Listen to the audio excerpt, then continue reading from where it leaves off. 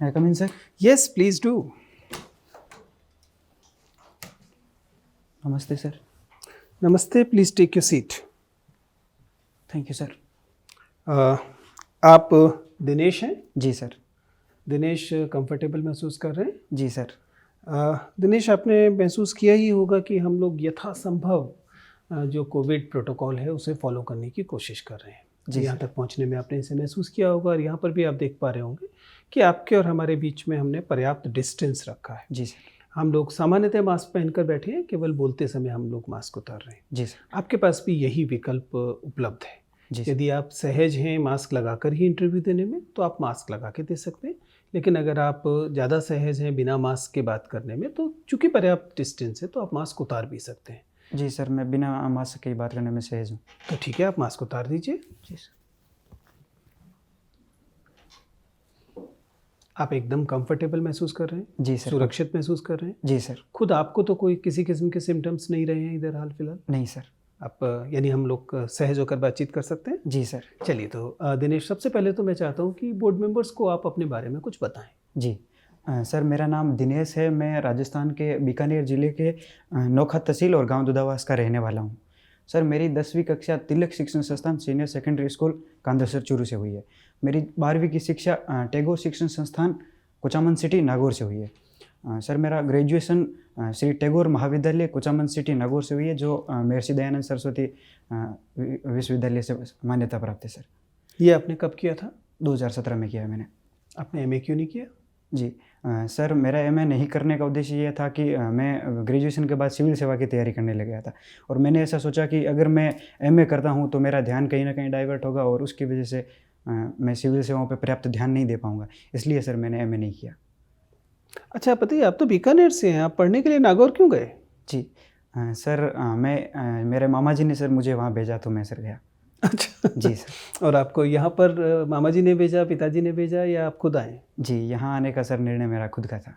अच्छा। जी सर। आपने अपने जीवन में ऐसे कौन से 4 निर्णय हैं जो बड़ों के दबाव में नहीं लिए हैं? जी। स्वतंत्र निर्णय लिए? जी सर, मेरा सबसे जो निर्णय मैं सबसे बेहतर निर्णय मानता हूँ सिविल सेवाओं की प्रिपरेशन करने की, क्योंकि सर जब मैंने प्रिपरेशन की तब मेरी ठीक है, आपको लगता है ये निर्णय आपका आज़ाद निर्णय है। जी। दूसरा था कि बीएड नहीं करने का निर्णय। शिक्षा, आप बीएड नहीं करने जा गए, ये आपका आज़ाद निर्णय था। जी। और तीसरा मेरा निर्णय जो विवाह नहीं करने का सर मेरा निर्णय रहा। ठीक है, वेरी गुड।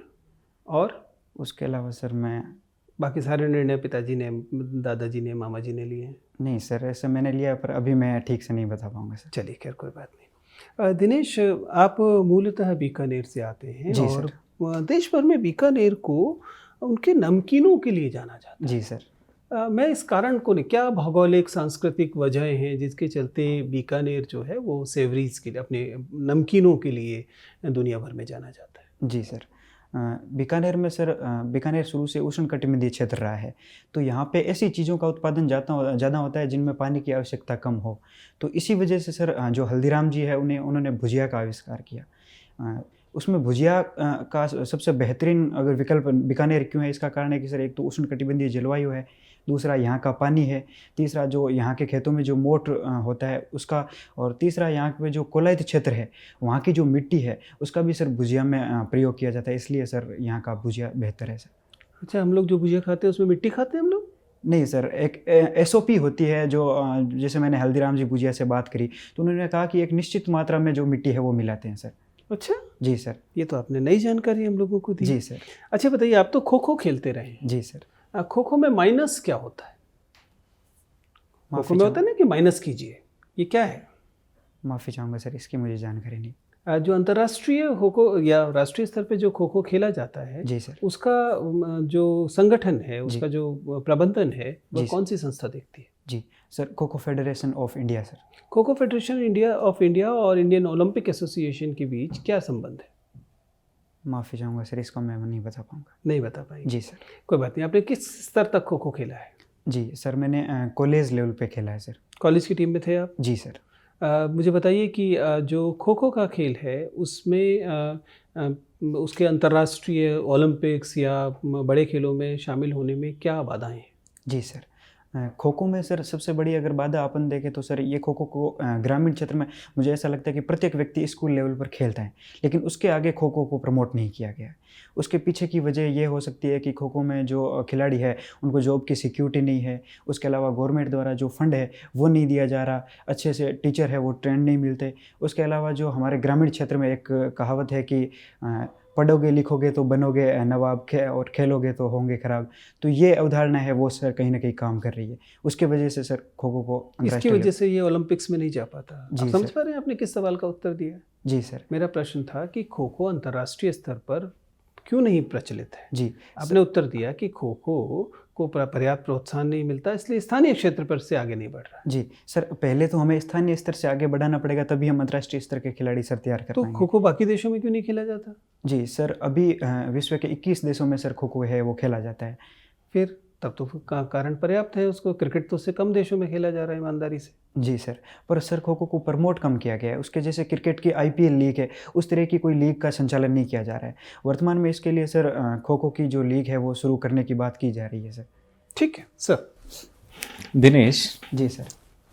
ये कोविड-19 और कोरोना, जी इन दोनों में क्या समानता है? जी क्या है ये? जी सर, कोरोना एक वायरस का समूह है जिसमें अब तक 7 प्रकार के वायरस हमने पहचान चुके हैं। और जो कोविड-19 है सर, ये कोरोना वायरस का जो 7वां वायरस है सर, वो है जो 2019 में चीन के वुहान शहर से फैला सर। अच्छा, ये बताइए कि बीकानेर में ऊन, ऊंट और अश्व जी 3 बहुत पॉपुलर हैं। जी सर। तो ऐसी क्या परिस्थितियां हैं वहाँ पर कि ये तीनों पॉपुलर हैं? जी सबसे पहला सर मैं ऊन का है, तो ऊन का सर उत्पादन यहाँ पे जो भेड़ पालन है वो ज़्यादा किया जाता है, तो इसकी वजह से ऊन का उत्पादन सर बीकानेर में ज़्यादा होता है। दूसरा सर जो ऊँट है, ऊँट जो मरुस्थलीय क्षेत्र है वहाँ पे सर ऊँट का ज़्यादा पालन किया जाता है। ऊन, ऊंट के बाल और घोड़े के खुर, जी रासायनिक कॉम्बिनेशन में ये क्या चीज़ है? माफ़ी चाहूँगा सर इसकी चलिए, जानकारी नहीं। चेतक का वंशज आज भी बीकानेर में है, क्या नाम है उसका? माफ़ी चाहूँगा सर। राज रतन नाम है उसका। जी और इतना बड़ा घोड़ा है कि उस पर आलती पालती मार के बैठा जा सकता है। तो सोचिए चेतक कैसा रहा होगा। लिग्नाइट आधारित बिजली घर बीकानेर में कौन सा है? जी सर बरसिंह सर। कहाँ पर है ये? कितना दूर है वहाँ से बीकानेर से? सर मैं दूरी नहीं बता पाऊँ। चलिए, आप ये बताइए कि राती घाटी का किला किसे कहा गया? जी सर, जो बीकानेर का किला है सर उसको राती घाटी किन्होंने बनाया था?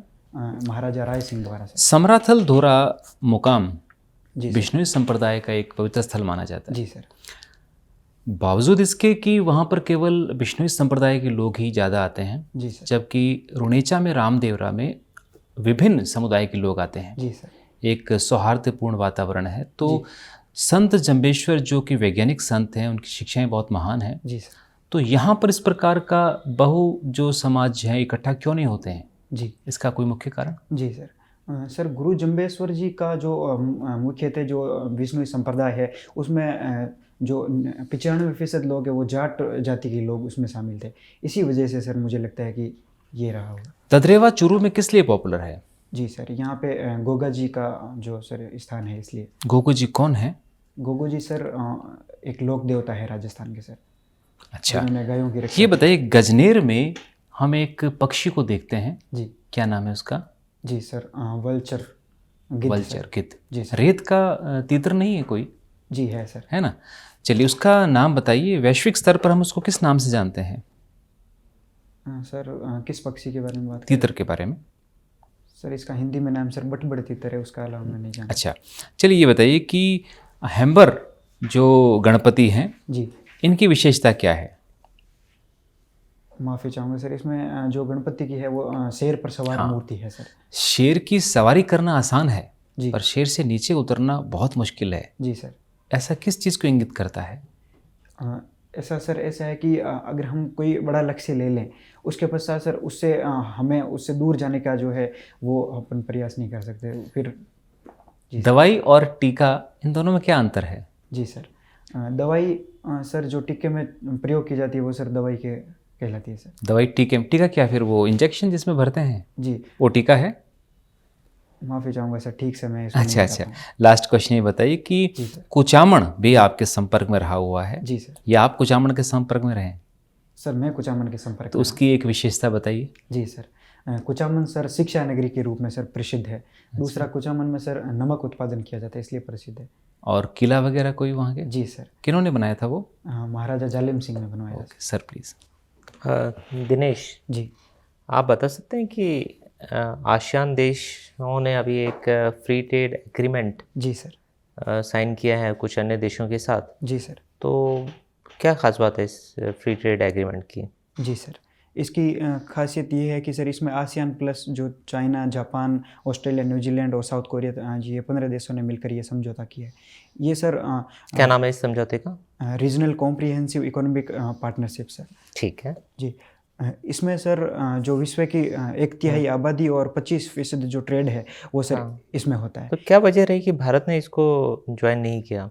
जी इसमें सर भारत की कुछ आशंकाएं थी जिनको आरसेप ने नहीं माना। इसमें जैसे भारत की थी कि रूल ऑफ ओरिजिन का सिद्धांत भारत इसमें लागू क्या होता है रूल ऑफ ओरिजिन? जी सर, अगर कोई देश निर्यात करता है वस्तु का तो उस वस्तु का कितना पार्ट उस देश में निर्मित हुआ है या फिर किसी अन्य देश की वस्तुओं से उत्पादित तो हुआ अगर कोई चाइनीज सामान है, प्रोडक्ट जो चाइना में बना है जी लेकिन मलेशिया के द्वारा भारत में आ रहा है, जी तो कितना प्रतिशत उसमें वैल्यू एडिशन मलेशिया में होना चाहिए ताकि भारत को लगेगा कि नहीं ठीक है ये मलेशियन प्रोडक्ट हम मान लेंगे? जी जहाँ तक सर मैं याद कर पा रहा हूँ इसमें 35% की बात करी थी सर। अच्छा जी ठीक है। और अभी हाल फिलहाल में एक मालाबार एक्सरसाइज हुई थी, जी सर। उसमें कौन कौन से देशों ने भाग लिया था? जी सर, उसमें सर भारत, ऑस्ट्रेलिया, जापान और अमेरिका ने भाग लिया सर। इसमें कौन सा देश काफ़ी समय के बाद इस एक्सरसाइज का पार्ट बना? जी ऑस्ट्रेलिया सर। ऑस्ट्रेलिया। ठीक है। आप मुझे ये बता सकते हैं कि अभी हाल फिलहाल में कई बैंक फेलियर देखने को मिले हैं? जी सर। ठीक है, तो कौन सा बैंक हाल ही में फेल हुआ है भारत में? जी लक्ष्मी विलास बैंक सर। कहाँ इसका हेडक्वार्टर है? माफ़ी चाहूँगा ठीक से मैं नहीं याद कर पा ठीक रहा। है, तो ये लक्ष्मी विलास बैंक अगर फेल हो गया तो अगर इसमें डिपॉजिटर्स ने पैसे जमा कर रखे हैं तो कितने तक की राशि उनकी सेफ़ है जिसकी गारंटी आरबीआई के द्वारा है कि वो राशि आपको वापस मिलेगी? जी इसमें सर 5 लाख तक की राशि। कौन सी कॉर्पोरेशन होती है जो इसको गारंटी देती है? जी deposit insurance credit guarantee corporation. ठीक है।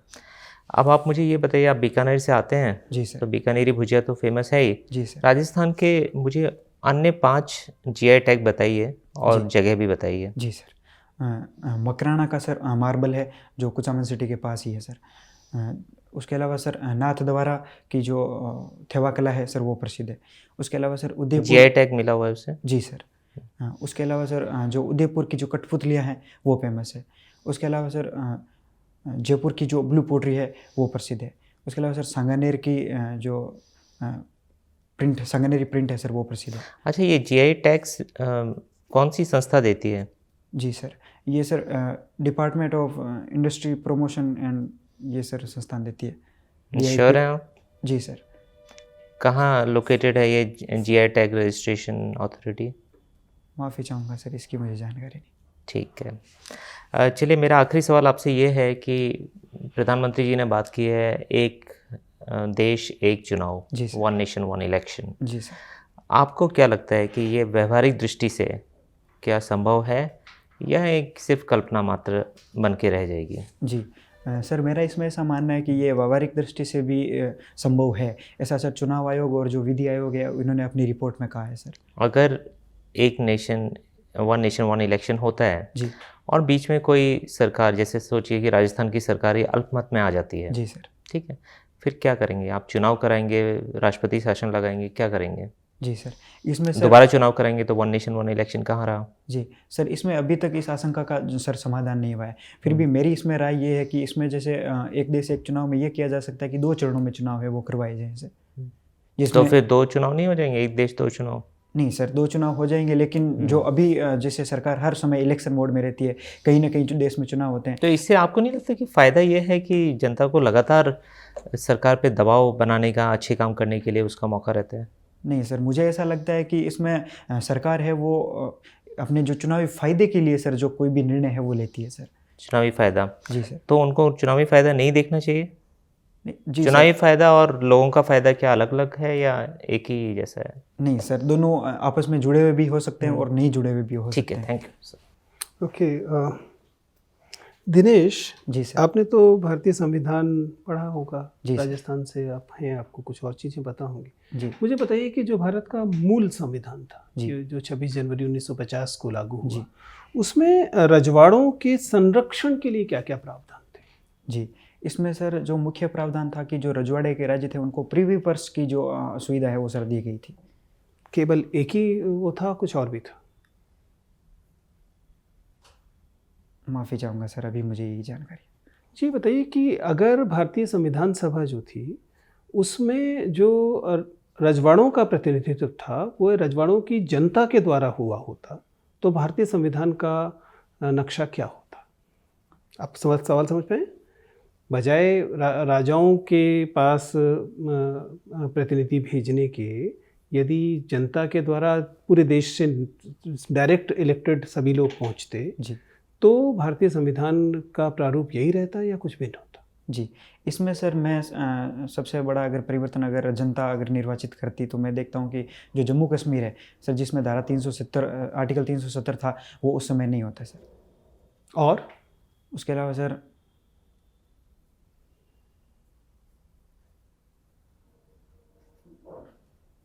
माफ़ी चाहूँगा सर, मैं ठीक से नहीं बता पाऊँगा इसको। चलिए कोई बात नहीं। राज प्रमुख कौन थे?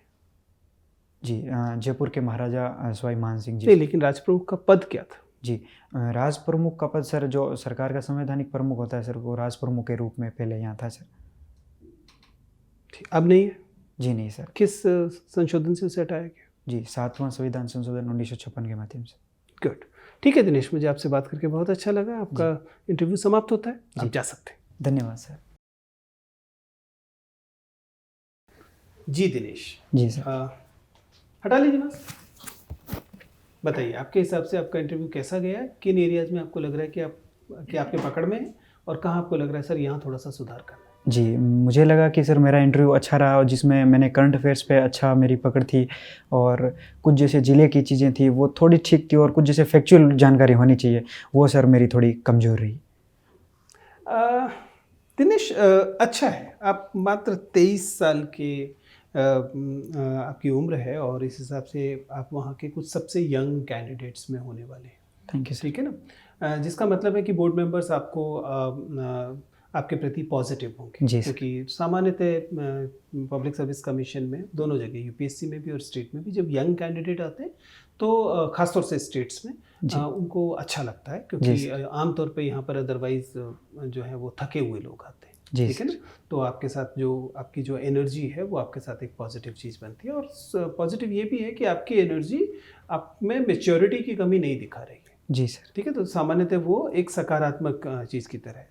एंट्री आपकी अच्छी है। जी सर। विवादन आपका ठीक है। सिटिंग पोस्चर आपका सामान्यतः अच्छा है। एक छोटी सी चीज़ मैं बाद में बताता हूँ अभी, लेकिन वॉइस लेवल ठीक है, हैंड मूवमेंट ठीक है, आई कांटेक्ट ठीक है, फ्लो अच्छा है। वॉइस में छोटी सी चीज़ ये है कि कहीं कहीं लगता है कि आपकी गति थोड़ी तेज है। जी सर। और ये वहाँ तब ज़्यादा लगता है जहाँ आपको उत्तर आता है। जी।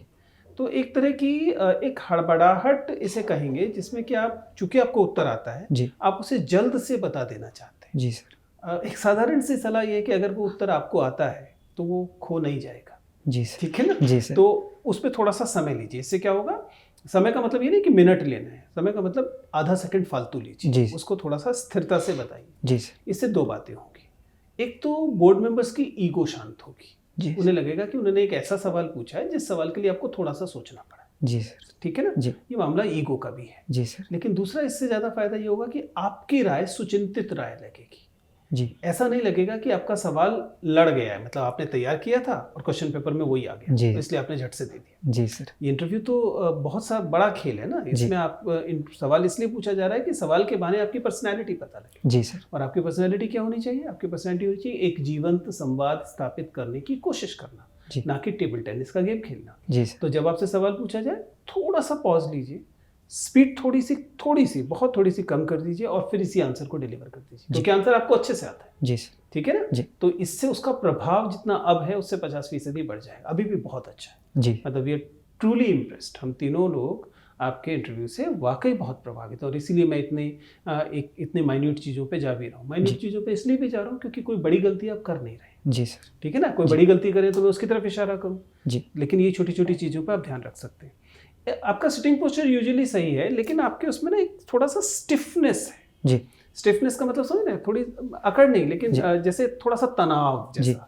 तो दो चीज़ें कर सकते हैं, एक तो बैठते समय अपने दोनों बटन कोट के खोल लीजिए। जी सर। ठीक है, उससे क्या होगा, आप रिलैक्स रहेंगे। जी। हाथ ऐसे ही रखने जैसे रखे हुए हैं, लेकिन उनको ऐसे खींचना नहीं है, उनको रिलैक्स रखना। जी सर। तो इससे क्या लगेगा, आपकी बॉडी में एक रिलैक्सेशन दिखाई देगी, जिसकी वजह से सहज संवाद होगा। जी सर। अभी क्या संवाद हो रहा है, अभी ऐसा संवाद हो रहा है जिसमें इधर से सवाल आ रहे हैं और उधर से उत्तर आ रहे हैं। उसके बाद क्या स्थिति हो जाएगी, उसमें यहाँ वालों को लगेगा कि वो आपके साथ इंटरेक्ट कर रहे हैं। जी। इससे मीनिंगफुल इंटरव्यू होगा। जी। इससे आपके इंटरव्यू में 10 नंबर बढ़ जाएंगे। आप समझ पा रहे हैं, इन्हीं सवाल, इन्हीं जवाबों में। मैं एक भी जवाब चेंज करने को नहीं कह रहा हूँ, क्योंकि जवाब जनरली आप अच्छे से दे रहे हैं। टाई का नॉट अच्छा नहीं है, टाई अच्छी है वैसे, लेकिन टाई का नॉट थोड़ा सा बड़ा लग रहा है। जी। एक बार इसको और अभ्यास करके देखिएगा कि इससे बेहतर हो सकता है कि नहीं। खासतौर से चूंकि आप बटन खोलने के लिए कहा जा रहा है, इसलिए पूरी टाई दिखाई देगी। तो टाई की लेंथ भी ठीक होनी चाहिए। ठीक है, उसे देख लीजिएगा।